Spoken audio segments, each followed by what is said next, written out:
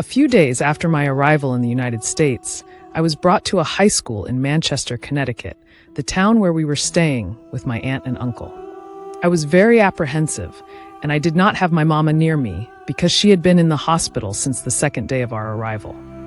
My uncle, being an American who also spoke Italian, was the only one who could help me and introduce me to this new experience.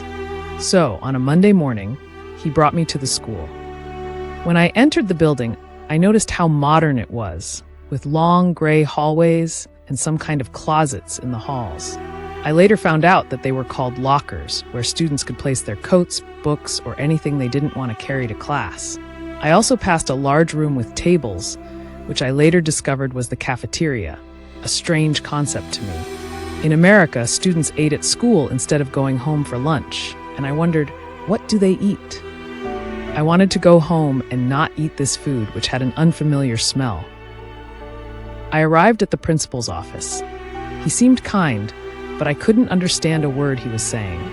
I could only read his expressions, body language, and friendly face. He looked over my papers from my Italian high school and informed me that since I didn't know the language, I would have to go back to elementary school. I somehow understood this, and my immediate response was that under no circumstances would I accept it. I would speak to my parents about this situation. I stood firm. There was no way I was going back to elementary school. I had already faced too many shocking experiences since my arrival, and this was not going to be another one. The principal had a conversation with the staff in the office, then decided to call a French teacher to communicate with me, as I had studied French for the past 3 years in Italy. Mr. Guadagno arrived, smiling warmly. We had a brief conversation about my academic status. He must have explained to the principal that I had enough credits to continue in high school. In fact, I had more than enough to meet the American system's requirements. After some discussions and arrangements, a young girl appeared in the principal's office. She must have been asked to help me because her family was Italian and she spoke the language. She looked just as frightened as I was and introduced herself as Teresa.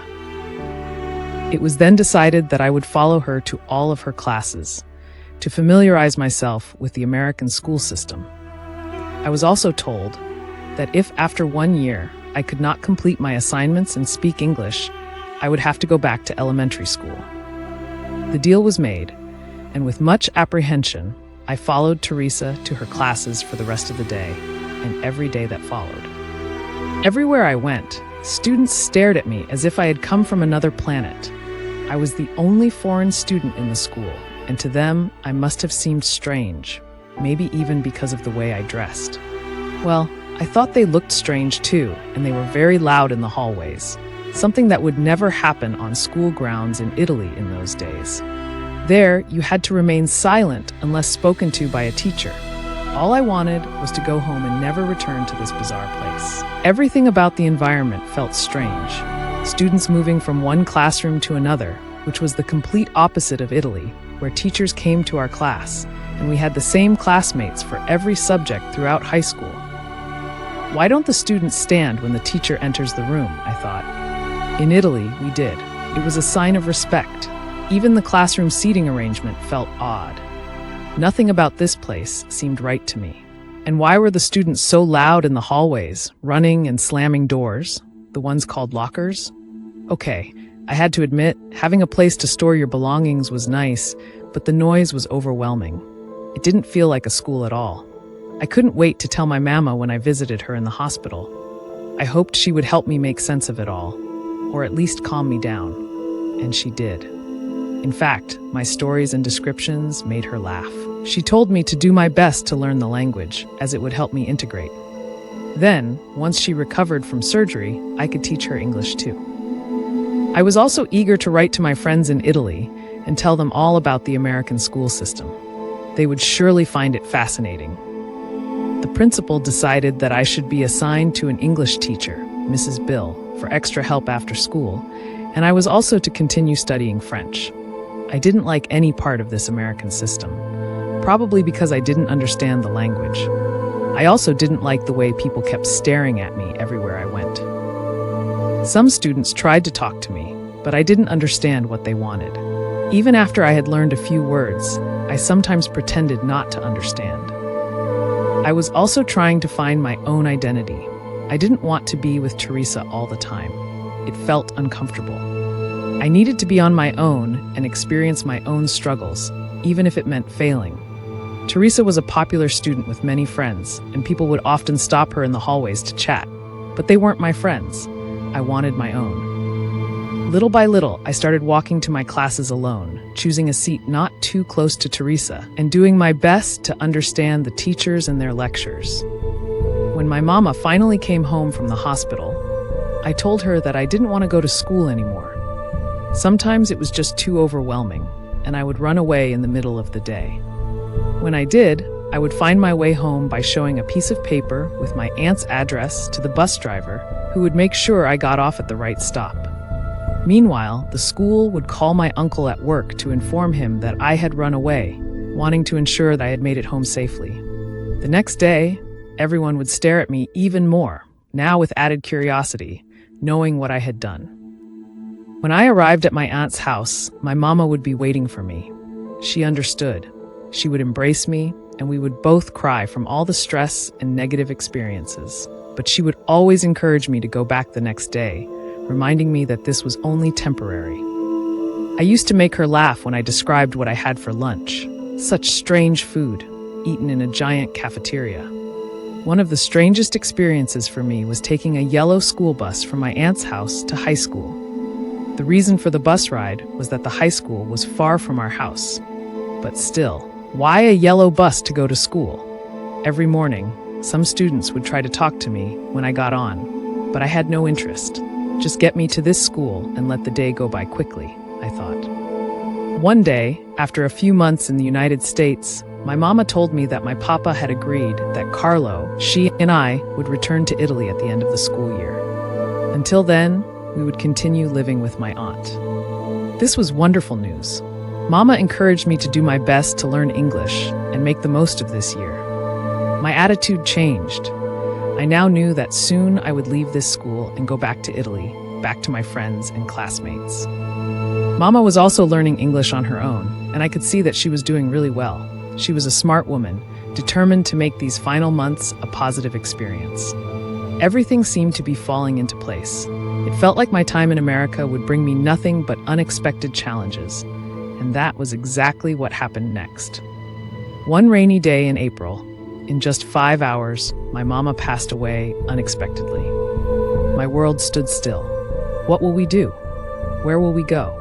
Why did America keep testing me every single day? And Carlo, how would we tell him that his mama was gone? Days passed in a daze, leaving me disoriented, scared, and lost in a never-ending nightmare. We moved to an apartment near the high school, and now I could walk to school. No more yellow bus, no more noise, just a quiet walk with my own thoughts. The day I returned to school, I felt like even more of a stranger. I realized that everyone knew about my mama's passing, but no one knew what to say or do. More difficult days lay ahead, that was certain. The students just stared at me, unsure of how to approach me. From what I had observed, they all seemed to live normal lives. Private homes, cars, mothers waiting for them when they returned from school. They also seemed so carefree, only focused on sports and after-school activities. It was nothing like school in Italy. I missed my school, my friends, and most of all, my mom. I now knew that I had to learn English. I had no choice. I needed good grades. I had promised my teachers in Italy that I would make them proud, and most importantly, I could not let myself be sent back to elementary school. On top of that, I had to take care of the house and, most importantly, my little brother, who had just started kindergarten, yet another introduction to the American school system. Luckily, Carlo's school was right across the street from our apartment, which made it easier to keep an eye on him while trying to manage my own schedule. Carlo adjusted quickly and picked up English faster than I did. Being a little child, he adapted easily. That was at least one positive thing. I even had to attend a PTA meeting, Parent-Teacher Association, as Carlo explained. Apparently, this was just another part of American school life.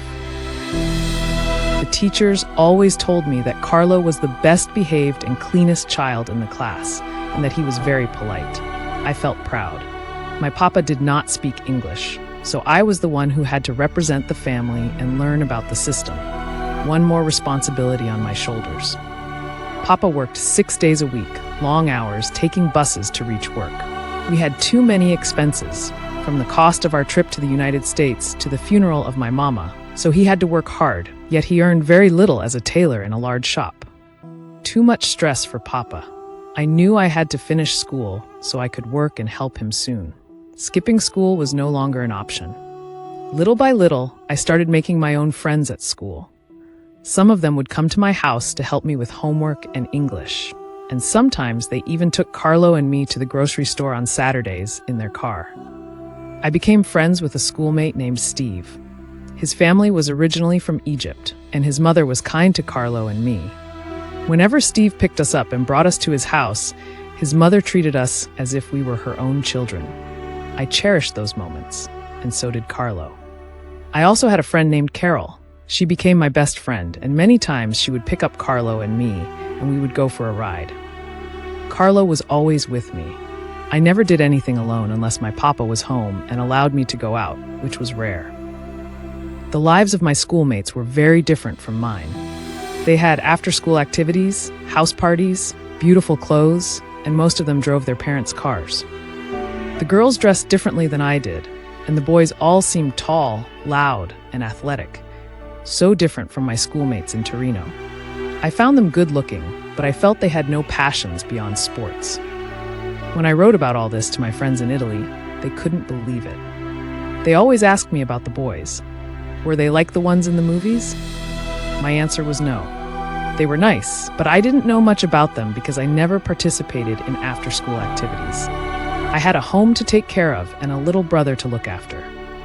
In any case, most activities were out of my reach, but strangely enough, I never felt like I was missing out. It was never my dream to be like them. My only goal was to learn English and make my own way. Some activities took place in the evening, like school dances, which were a big deal. In the spring, there was the spring dance, a very important event. All the girls were excited, hoping to be asked to go and dreaming about wearing beautiful dresses, looking like princesses. There was a lot of competition among them to be invited by the most popular boys, and even better if the boy was an athlete or an upperclassman. All of this was very strange to me. I listened as the girls talked about who had asked them, what they would wear, where they would get their hair done, and all the other little details. I had far more important things to think about than a dance or finding the perfect dress. However, I understood their excitement and found it a little interesting, but I never felt jealous. I only felt different from them. After the dance, many stories spread through the school hallways on Monday morning. It was amusing to listen to the conversations. Some girls even ended up going steady with the guy who had taken them to the dance. Going steady meant that the girl would now wear the young man's sweater or class ring so that everyone would recognize they were a couple. This tradition seemed strange to me. I wondered, if I like a boy, why would I need to wear his sweater to prove it? It must have been the American way of showing love, I thought. The first year of school finally ended, and I felt confident enough to continue in high school without being sent back to elementary school, as the principal had originally suggested. Little by little, I made my own friends, and I was even asked out by some of the boys. This, however, was difficult to explain to my papa. When the night came for me to go out, I was only 16 years old. My papa scared all the boys who came to pick me up, warning them that I had to be home early. No excuses. These dates were fascinating to me, especially as the young men tried to figure out who I was and how to behave around me, given how different our lives were. In Italy, a girl my age would never be allowed to go out alone with a boy from school, especially in a car. My papa had a serious problem with this American custom, and later in life, I came to understand his concerns much better.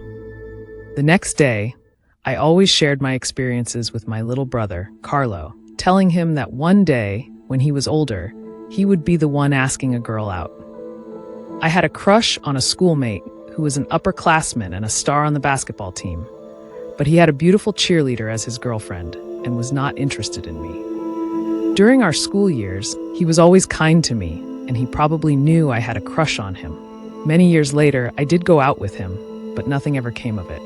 By then, I had grown up and was working while he was attending university.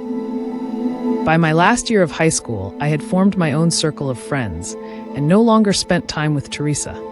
She didn't really want me around anymore because she thought I was trying to take her boyfriend, Michael, away from her. But that wasn't true. Many of the boys were fascinated by me simply because I was different, and to them, it was a challenge to be with me.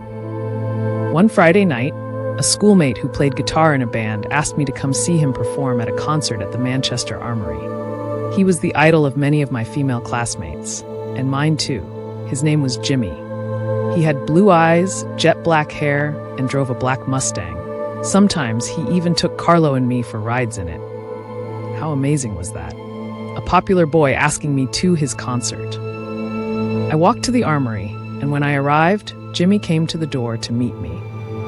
I spent the rest of the evening at the side of the stage watching him play. Many girls were jealous and talked about it on Monday, but I paid no attention. Gossip never interested me. Jimmy was a good friend to me, and many times after graduation, I thought about him and hoped he would have a great future in music. I knew that I would graduate at the age of 16, just before turning 17. I was the youngest student in a class of 810, and I had completed 4 years of high school in just 3. Everyone was talking about their future, about the universities they had applied to, and how excited they were to move away from home and gain independence. I, however, knew that I would start working to help my papa with all the expenses, and that was fine with me. I wanted to stay home with my brother and take care of him. He was still a little boy who needed a lot of attention. The class president and soccer captain, Buddy, asked me to go to the senior prom, the most important dance of graduation year. I was excited, but also unsure of how I would afford a gown for the event. I had saved a little money from babysitting, but not enough. The dresses were too expensive, and I had no idea where I could find one that was affordable. I remembered that on Saturdays, Carlo and I often went to Hartford to a store called Brown Thompson, where we would have a piece of cake while waiting for Papa. In the basement of that store, they sold clothes at discounted prices. So one Saturday, Carlo and I went there and I found a beautiful white gown that I could afford. I felt so proud and couldn't wait to show it to my Papa. He made no comments about it. He didn't really understand the importance of the senior dance. In Italy, we would simply celebrate receiving a diploma, perhaps with a special dinner with relatives, but certainly not with a formal dance. The night of the prom arrived, and Buddy picked me up in his father's car. Before heading to the dance, he brought me to his house to meet his parents. They were kind and welcoming, which made me feel comfortable. We took many photographs and had dinner together before leaving for the prom. The night was interesting, and I tried to blend into the atmosphere, but I still felt out of place. Buddy was wonderful to me and made me feel special. Many girls came over to say hello, but deep inside, I knew I was different from them. I wasn't sure exactly how, but I felt it. The night ended with the coronation of the prom king and queen, both beautiful people, but I wasn't particularly interested in that part of the evening. After the dance, many students went to a friend's house for more dancing and food. I joined for a short while, but I had to be home early, as my father had instructed. The next day, most of the students went to the beach in Rhode Island, but I didn't go. I had responsibilities at home, and spending time with Carlo was more important. Besides, my papa would have never allowed it. 1 week after graduation, I started working at an insurance company in Hartford. Meanwhile, most of my classmates were preparing to leave for college in different states or enjoying vacations with their families. Looking back on those years, I have some good memories. I remember certain students being especially kind and friendly to me, but deep down, I always knew that I would not be one of them in the future. They would go on to experience new adventures, meet different people, and perhaps even marry someone they met in college. My life, however, would follow a different path. Some of them reached out when they came home for breaks, calling me and stopping by to see me. But our lives had taken such different directions that we no longer had much in common. I listened to their stories, their experiences, knowing that mine could never compare to theirs. And that was okay.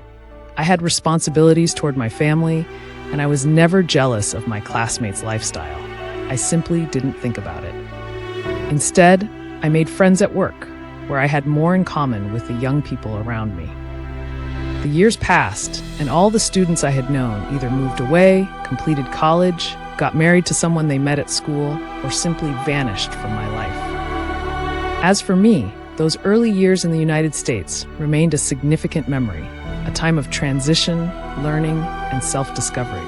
I came to understand that I would always be different, but in the end, that was not a bad thing. Being different is valuable.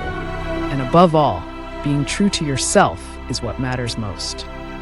A few years later, I attended a high school reunion and realized once again how much my life had taken a different path from that of most of my classmates. Some approached me and admitted that back then they had struggled to connect with me and had felt sad about it. However, they also told me that my life story had left a lasting impression on them. Many had shared my experiences with their own children, using my journey as an example to teach them that the life they had was not something to take for granted. They remembered the foreign girl who had fought for everything at school and made it.